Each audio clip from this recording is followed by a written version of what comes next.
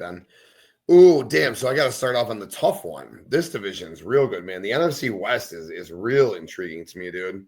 So last year you had the Rams won the division at 10-7. You had the Seahawks at 10-7. Cardinals were real respectable at 8-9. And then the 49ers were the fucking bottom feeders in the division at 6-11. But I mean, that can't be a thing again, right? No, it's a phony 6-11. Yeah. Oh, this is tough. Well, man, I wish one of you guys were going first in this one, but it's my turn. I'll have to go first. I will. The division winner is easy to me. I'm looking at the Rams. I can see the Rams going 12-5 this year, 11-6. Again, this division is really good, but I think as long as Stafford's healthy, this is the Rams division. Devontae Adams should be a fucking star there with Stafford. Him and Puka playing off each other. I'm looking forward to seeing that. That defense, young, ferocious, real good defense, great head coach. And Streetz, as we talked about many a time, if that game wasn't in snow, I know weather, it's part of the game, or if they played 4.5 quarters, sorry, Bakley, the Rams win that game and likely go to the Super Bowl and then maybe win the Super Bowl. Like who knows? And I think that's how good the Rams were last year. Just that they couldn't get their feet under them in the snow. Digress. I think it's the Rams division this year. Maybe one last hurrah for Stafford there. And this is where it gets tough. I'm going to take the 49ers to finish second in the division. I think they'll be improved. They'll be healthy. I don't know who Purdy's throwing the ball to, which is ultimately going to be a problem. I do Moore. Sky Moore. I do like Jawan Jennings. I think Jawan Jennings is a pretty underrated receiver. I think he'll be in this. Yeah, maybe. Ayuk should come back, like week 6 or week 7, maybe. You got Kittle there, obviously, who's a fucking horse. And you got CMC there. So we can, the offense comes off of Purdy's shoulders and goes back onto George CMC. Kittle. Yeah, George Kittle's a fucking monster, dude. Like, Monster, San Francisco's good. San Francisco could win this division. I'm going to have multiple teams coming out of this division in the playoffs. But Rams won. San Francisco, much improved. The San Francisco that we're used to. Maybe not that good that we were used to, but they'll be a good, respectable team again, competitive every week. They were competitive pretty much every week last year. Anyway, but San Francisco, too. I like the Cardinals, man. I like what the Cardinals have done. I really do. Murr is doing a great job as the head coach of that team. He's doing real good. Jonathan Gannon, he's doing a real good job down there.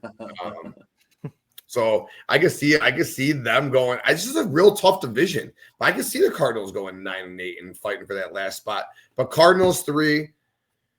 I like the Seahawks too, man. I do like Sam Darnold. I think they're going to have a tough competitive. This is good. This is a real good division. You could say that last year the Norths were the best 2 divisions in football.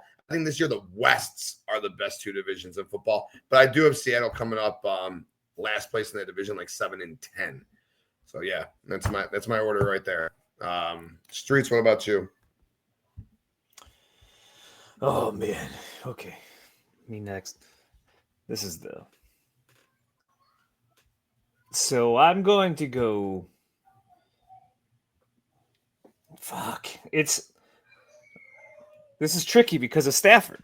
Like, I want to say the back's good, right?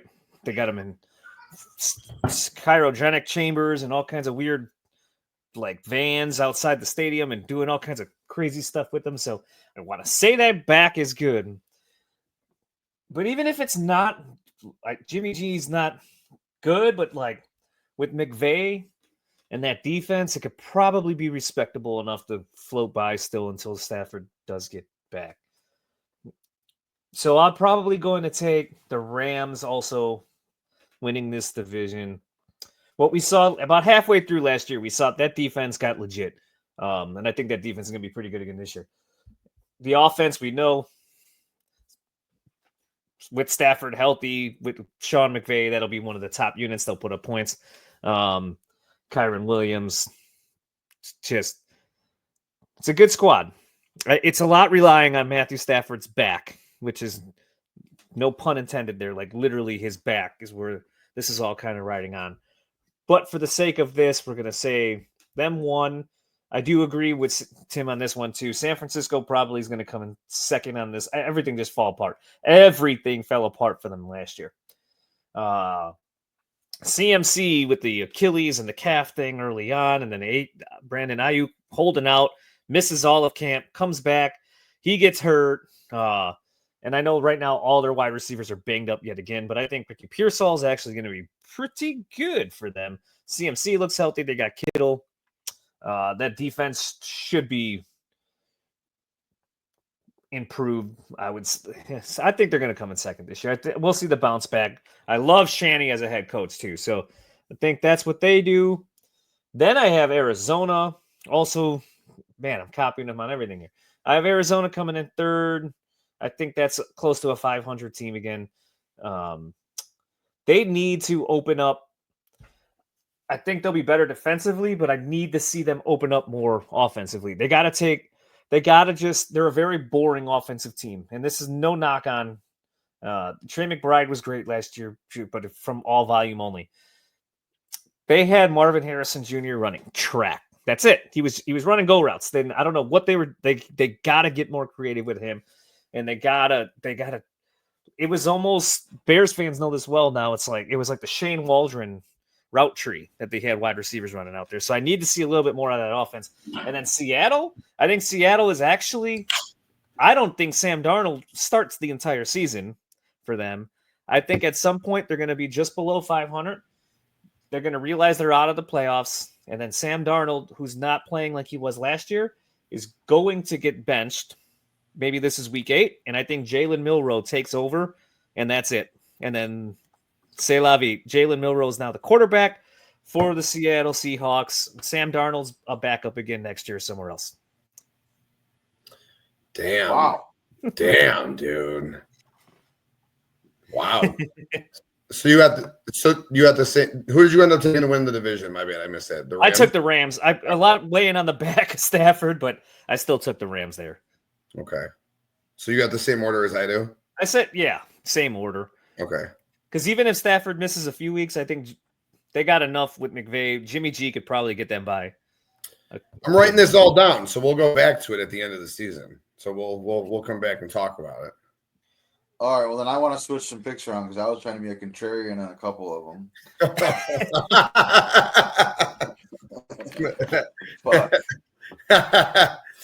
That's my bold. It was my spicy bold take. Is Darnold won't make it this season. Do you know the Niners have ranked in the top 5 each year in players injured the last 5 years? I can see it.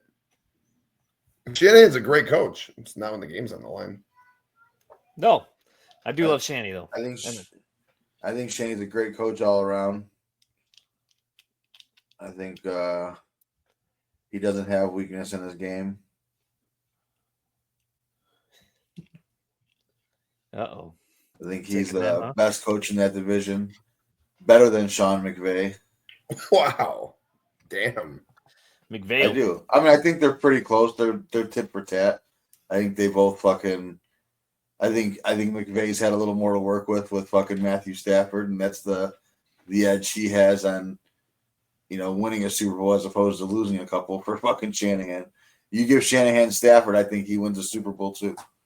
You don't think so? Potentially? You think Stafford airmails fucking Emmanuel Sanders against the Chiefs? I don't know. I've watched Shanahan blow. I've watched him blow a couple of games. I don't know when it matters. I don't know. I'm not saying it's all on him, but Jimmy G blew the throw. Emmanuel Sanders had him like 4 yards down the middle. Jimmy G Jimmy G'd it, and Matt Stafford doesn't miss that throw. Shanny queued it up. You know what I mean? He got the third wide receiver, Emmanuel Sanders, that year. Just saying. I think Shanny's the man. I think he gets a bad rap. I think this is the same conversation we had 15 years ago about Andy Reid. And sometimes you realize you just need a quarterback, and then you can become an all-time legend. Because it's the same thing said about Andy Reid. I've seen can't win the big one, comes up a little bit late, you know what I mean? Offensive minded, needs a little different, yada, yada, yada.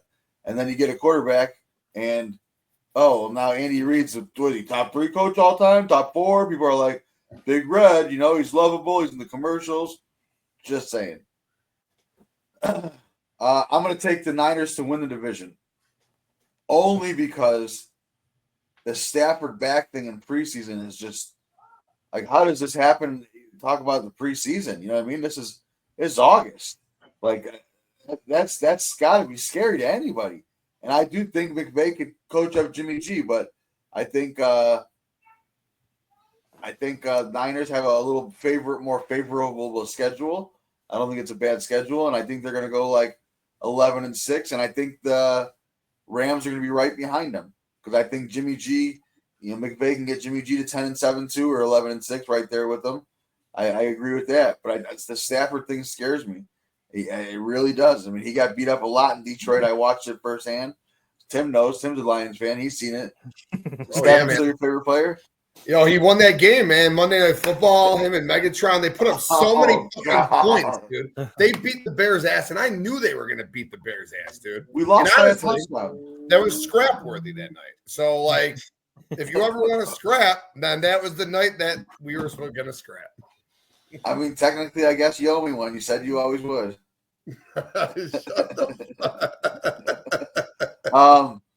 Yeah, so I got the Niners, the Rams, and then give me the fighting Darnolds in Seattle. I like Mike McDonald over there. I think the defense is buzzing. I think Darnold to Geno, not much of a variance, Let me say this: it's Jaxon, not Smith-Njigba. I think you're right. I don't disagree with you, but I think that if they're both I think if he's 2-3 games under 500, or like a game under, or whatever it is, and they're 3 games back from the top two teams, I think that they just it's only a 1-year deal for Sam Darnold, and if he's playing like an average QB, like a Geno Smith, that's why I think Jalen and Roll will take over. Then they're not a playoff team. Darnold's gone next year. They're not paying him again. I think they make the move to Jalen Milroe then, and they just see what they could get out of him for the rest of the season. But it's not a knock on. I don't think Darnold is going to be like this shit quarterback. That's all. Go ahead. Sorry. No, you're good. You're good. I talk over everybody all the time, so this is I deserve this one. I felt like I was shitting on Darnold a lot there, but I didn't want to. And then Kyler. I don't hate Kyler either. Kyler is fun. He's fun if you got him on fantasy. You got him running the late game or something like that, playing the 3:15 game out in the West NFC game out there, and you're watching him get you fucking 20 points in the fourth quarter for fantasy football, running around. They'd be like, Kyler scrambles for 40 yards. Kyler throws a bomb to Marvin Harrison Jr. 60 yards. The Cardinals have put up 21 points in the fourth quarter and lost 41-28. They need a new offensive coordinator badly. I don't know what. So, I do love. One of my favorite things about NFL season is the new Kyler memes. How they'll put out like all the quarterbacks and they'll have little baby Kyler right there, or they'll put him like on a step stool or something. I do love the Kyler memes. I do. I love them. They're great. Or they'll have just his forehead because he's too short to be in the picture. Oh man, I love those. Great. Good stuff. Yeah, I think. I mean, we'll figure it out. By the end of next week. But I think so far, this is the best division we've talked about so far. But with that being